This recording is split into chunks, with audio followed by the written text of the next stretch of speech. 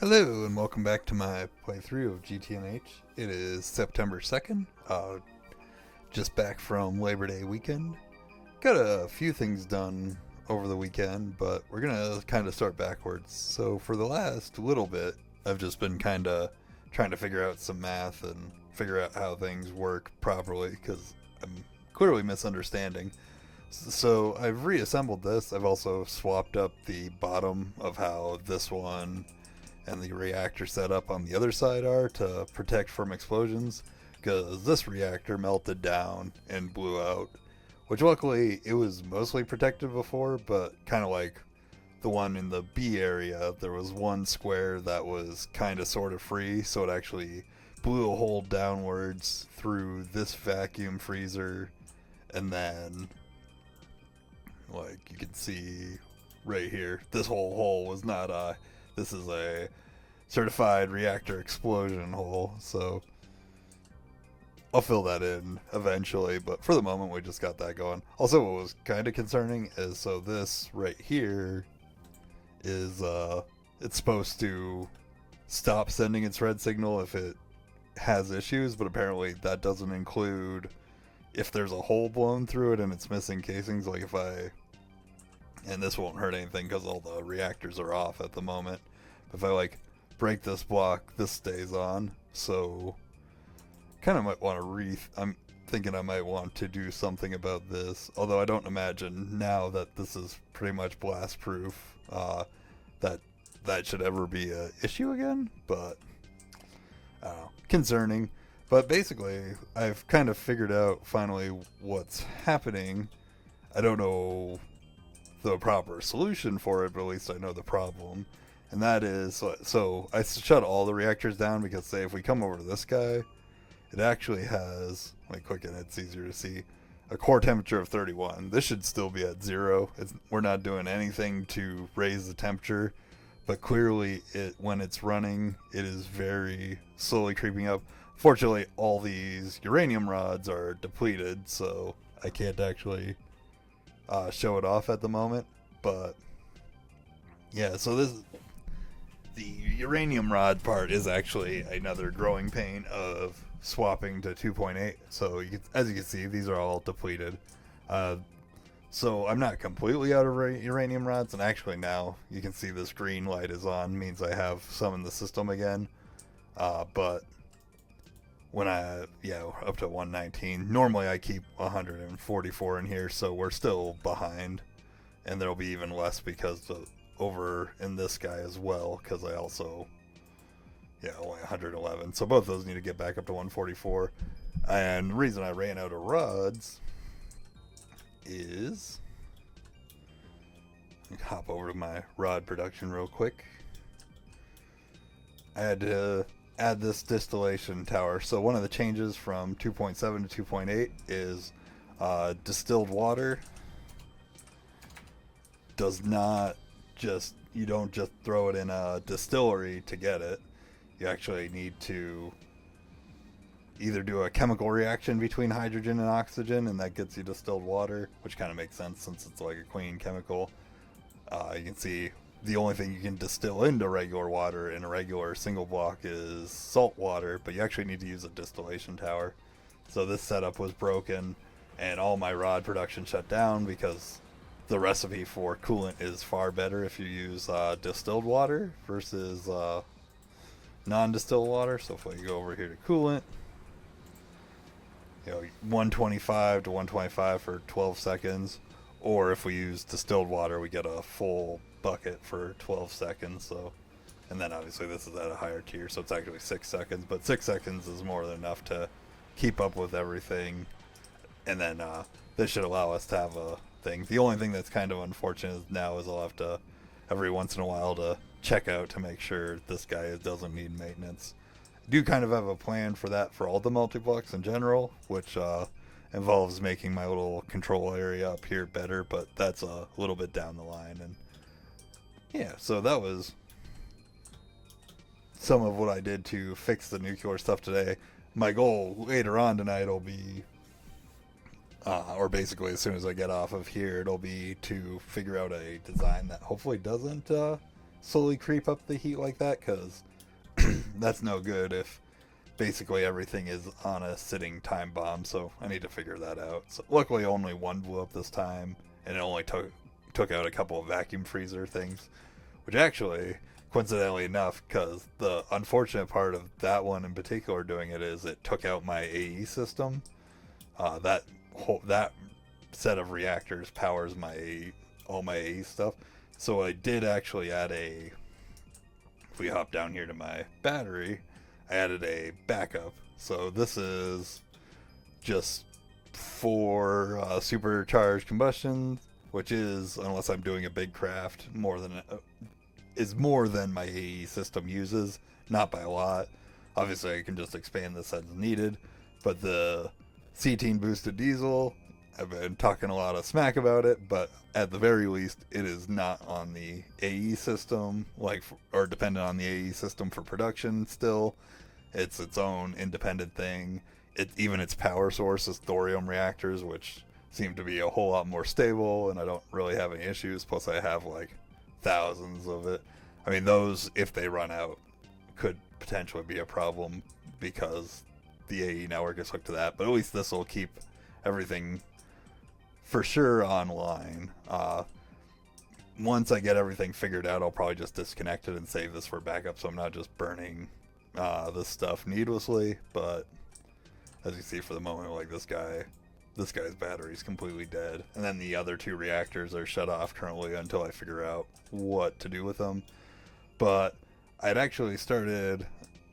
It was like it was saying, it was convenient that it was just the vacuum freezer casings that blew out. Oh shoot, the case is over there. Sorry, flying around kind of aimlessly. My crafting chest, I left it over here. So this is where I craft all my multi-blocks too. I just moved it so I could rebuild everything over here without running back and forth, just in case I forgot something. But you can see though I got a bunch of vacuum freezers crafted. The reason I was doing that is specifically because I started to actually craft out the multi-blocks for ore processing, and wow, I'm a little rusty with my flight controls apparently. So the first multi-block in the step of that, especially since we're using actual multi-block ore things, is that everything comes in crushed, so it needs to hit up one of the washers. These probably shut down to, actually no valid recipe, so I ran it through everything already. But I crafted up enough of these wash plant casings here to craft 4 of these guys. Turns out that was a very bottleneck idea, because this ended up shutting down all my stuff, and I didn't realize till I was kind of pretty far in from like a sunk cost purpose. So each of the ingots that makes this up, get my wire back here, let's go to wash casing. Yeah, it uses mostly this Grisium plate, which obviously comes from the Grisium ingot. The thing is I didn't notice this part. 33 seconds of cooling at EV takes 50 seconds in the blast furnace. My blast furnaces are at IV, so this is down to 25 seconds. And so I was like, oh, the blast furnaces are keeping up pretty well. But I only have one vacuum freezer in the auto crafting line, and this 34 35 seconds to do that, it took a while. I ended up pulling half of them out and using my IV vacuum freezer over here. But I figure if I'm going to be crafting a lot more of these multi-blocks here, which I'll get to the others in a second, I need to make more vacuum freezers. So I crafted a bunch of those, although I haven't set them up yet. Though, coincidentally enough, even with the nuclear power down, they would actually run perfectly fine, because this tower's still on the diesel fuel. Let's see. So then from there, I started kind of looking into ore processing. I did look at the wiki a little, which helped me just kind of learn how to use another item that I actually found in AE, which is this ore dictionary filter card, which is pretty sweet. The way this guy works is he's basically like a very trying to describe it the right. He's got a lot of utility. He's a big utility filter, so you can type in crushed and star, and that'll filter all crushed ore in. Although you got to be careful, and because of the way these are using the ore dictionary. So say you come over here and hold Alt or Shift over the item, you'll see down in there ore dictionary names ingot grisium. So if I were to just wipe this and type in ingot grisium, that's the only thing that would be filtered in. However, if I were like this first word here where it says crushed star, if I just typed ingot star, everything with ingot after it would go in. So in this case, we only want to wash the crushed ore, but the way the ore dictionary writes out everything, crushed purified is the thing. So if I just did crushed star, all the purified stuff, the centrifuge stuff would all come in, because it all starts with that crushed part. So you can do this and question, and obviously includes it in more, but you this little exclamation point makes it a not. But say if you want to just filter two specific items, so this will filter everything in that's basically a crushed ore, but not a crushed purified ore at the same time. But if we wanted to say filter two items, we'd come over like this guy right now. The only thing I'm exporting back into the main network that's processed so far is dust stone, which is a specific item, so I don't have the little star. And then this symbol right here is the ore symbol, dust tantalum. If you use and here, it'll not work because it'll be the only item that would go in has to be both a dust stone and a dust tantalum, which doesn't exist. So now it's dust stone or dust tantalum get filtered in. So that was do learn a lot of that stuff. There's some other kind of like cool little AE cards that I don't know if they were in 2.7 or not. Like I just never noticed them. I didn't read their entries in the quest book, but like down here I've got these fake crafting cards. Basically all these do is so whenever I craft one of these like multi-block recipes that I made up, they're like fake sticks that just list out a bunch of different items for the multis. Now when the craft finishes, instead of leaving the recipe or leaving the crafting status hanging with some like random junk overflow items, and here it actually will clear out the craft like any other. So just dumps the items in, craft over, and it's all good to go. So that's really cool. Another kind of silly one that's just kind of, you know, if you want to be lazy, and I like it, is this pattern refiller card. And it does exactly what it sounds like. You craft up if I have a bunch of patterns here, as soon as I make a pattern, pull it out, fills back in. So that's pretty nifty. Though weirdly, unless I'm blind, I cannot find a slot for it over here on the the fluid pattern one. I don't know what I just did there. Interesting. But yeah, so not a big deal. What I do?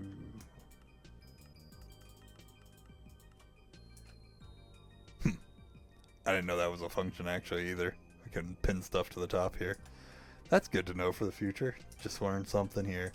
So what I didn't end up finishing this down here. I was like pretty much on the cusp of it, but because actually the last multi-block I wanted to set up was the sifter. So this is like the most basic of the processing lines. I'm gonna have all the crushed stuff come into here. I haven't quite figured out how I'm gonna filter. Like I'll use those ore dictionary cards, but like what stuff I want to go to the this guy, which is a large thermal reactor, or to the macerator, or through the sifter. I need to figure that out, which is kind of why I paused and started looking around, and then my AE system went dead, so I realized there had to be an issue over here, and I kind of moved off this. I did put a second washer down here, though, this is specifically for ilmenite ore, which is the stuff you get from the moon. Ilmenite. Specifically, I wanted to set this up to get the ilmenite slag, because the slag here, when we centrifuge this stuff out, we get more tantalum dust, and this is still kind of a choking point, especially for wanting all the multi-blocks I want to craft for crafting up the tower. And then I also set up 2 little mini processes over here. So I got this centrifuge in here. This is specifically for the tantalum. Input bus.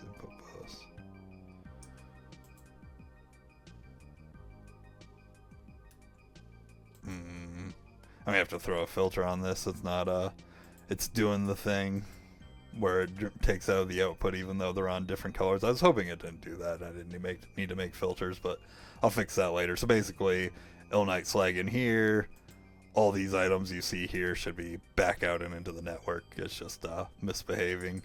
This guy over here, specifically a little processing line to make indium. We get the galena and sphalerite in here, as well as some sulfuric acid. And then out comes, and then afterwards that gets moved over the let's see, galena, spelled that backwards, galena, purified galena.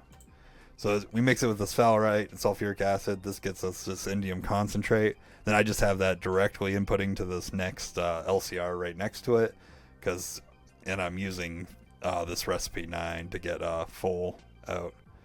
And then eventually I'll use recipe 3 here to get I wonder, is that really better? Oh yeah, that's way better.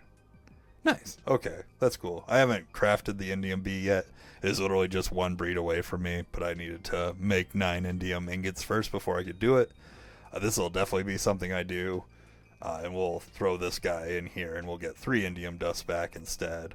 But for the moment, this is the recipe I've set up. The indium concentrate directly comes out of here, mixed with some aluminum, which we have like 100,000 of at this point. And then we get these 2 items out. And then this lead zinc solution appears to only be good for electrolyzing to get everything out. Basically, what these guys would normally be processed to if you didn't combine.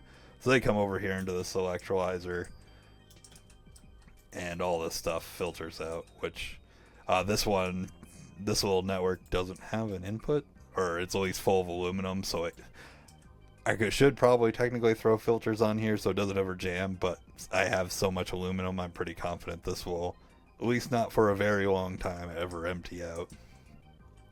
Which does remind me, sorry to keep going, I actually did more this weekend than I realized for this. So I ended up building another floor for this building and set up this little process right here, which basically what we got going on is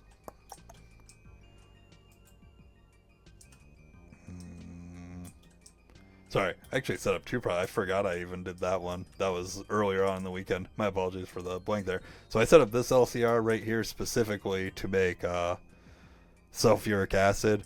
I was relying on my diesel process over there to make the sulfuric acid, because it comes out, the hydrogen sulfide comes out as a byproduct, and then that little setup right here underneath my cursive has actually got a distillery right there and turns it into sulfuric acid.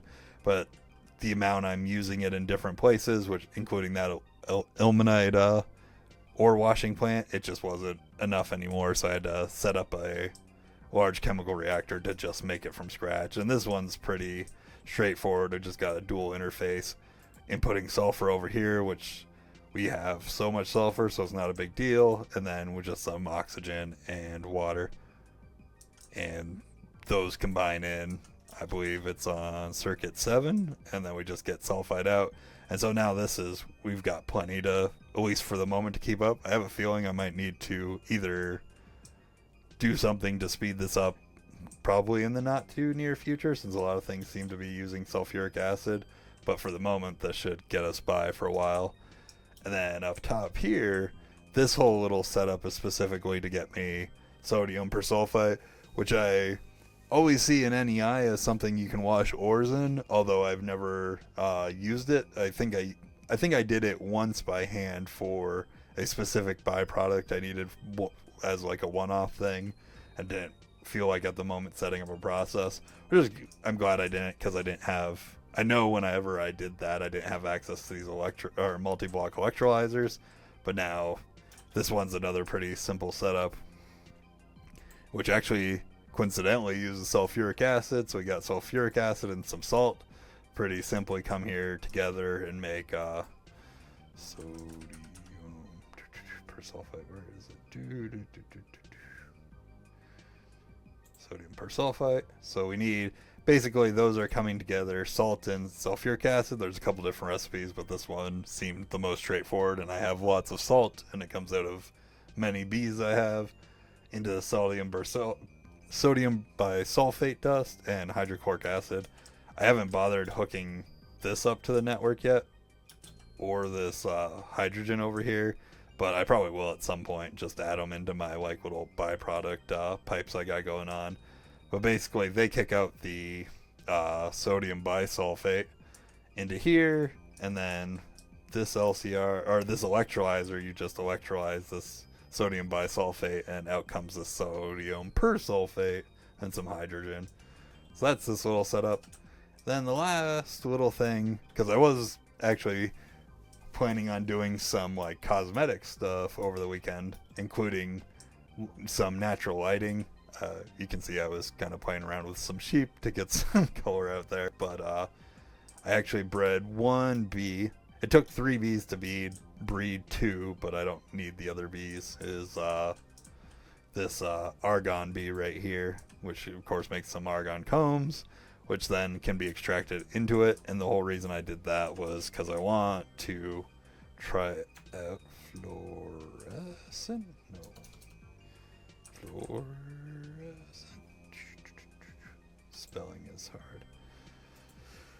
Light. Go the simple route. Light. Where are you? Fluorescent. Oh, okay. We need. I want to try making some of these fluorescent lights and seeing how well they do. And to make them, we need these electric incandescent, which is tungsten, which seems goofy to me. It's a really high tier requirement. And then 1 liter of argon. But, well, that should be no problem. To get to the said bee, I had to breed the Naga and the Lich bee, which I didn't do for stats. Luckily, everything they breed with, like argon, to get to the argon, like I said, you need the Naga and the Lich, but each of its like breeding partners to get to the next step I already have set up and like bred properly. So basically, to do this really fast, I think I got this bee fully bred and statted up in like 15 minutes, which is pretty good speed. I had made my Imperial Queen, then I made a Supernatural Queen and a Helium Queen, because I have all those. One breed, and then some statting up to get it able to be out here. Running out of space though before I have to move over to the industrial apiaries, per my goal for myself to not let this keep getting out of control. Though I do like the way this looks. I do want to put 3 bees up here to finish the look, but we'll be on to industrial apiaries here in a little bit. But as far as I'm aware, that is actually everything one last thing I want to touch on is another thing I'm gonna slowly do. I'm not like as I come upon the recipes. Another thing I noticed in AE too, I kind of messed myself up on over. This is just a lack of knowledge on my part, but now I know kind of thing, is when you're doing recipes specifically that have circuits.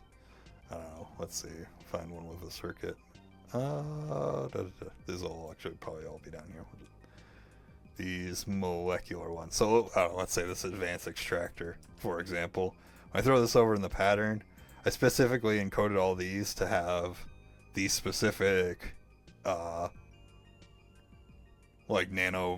this specific tier of circuit, because that's what I had available, and I wasn't messing around with substitutions at all. Like, I didn't know how they worked, and I think I was too worried about them being bad. But instead, if we go HV extractor, not VV extractor, HV extractor 2, advanced extractor 2. Well, I just want to make sure it was the right one. Yeah, so if I... No, don't want to favorite that. I didn't even realize there was a favorite bar. Also, that's cool. That didn't work that way before. They always gave me this default one. Learning all sorts of things as we go. So now if I do this... Dang it. Clear this recipe out. Boom. Wait, now why is that not working? I want this. Whatever. Go like this. We go prevent substitutions. Allow substitution. So we're going to use that guy. So I'm doing this one live because I actually meant to grab something with an EV circuit but it messed up. So as you saw before, I didn't use substitutions, which means every time I changed tier of circuits, I was going to have to go through and change all these. But now I've just got the generic HV circuit in there using substitution. And if I come down to here and do circuit, for example, so I already did it with this EV, can be used as a substitution, yes. I want to take this nano processor one, move it over here, and then change it to use as substitution. And now if I were to go to craft set extractor, throw this guy in here, even though I don't have a specific circuit laid out in there, but if I go to HV extract, advanced fluid extractor, advanced extractor, it'll show it available to craft, whereas if I hadn't done that to the circuit, it wouldn't have, to both those recipes, it wouldn't before. I think I'm going to just to force myself to get through them all and get them all fixed and not have to. The only reason I'm worried about this specifically is if anything has a mainframe in it, or these really high tier circuits, they basically have to wait on blue alloy to craft, and even with my higher tier machines, it takes way too long. So I think I'm going to pull out all my older circuits that I don't want used anymore, like this workstation for EV, and then every time I go to craft something, if it's not available from circuit, I'll take that as the point to fix its recipe and just kind of force myself to do that, and then just use that practice I just did going forward to prevent that in the future. And then I can just pull out circuit recipes as I don't need them anymore. And I think that'll go a long way for keeping things moving fast in the future. But like I said, for the immediate future being tonight, I'm going to mess around with nuclear reactor setups because I would like to fix that and keep moving on, because I was having fun setting up this area over here. But I need to fix that first, because I don't want the reactors just randomly exploding every few days and having to stop what I'm doing to fix them. So I'm going to get working on that. I hope everyone has a good night. Goodbye.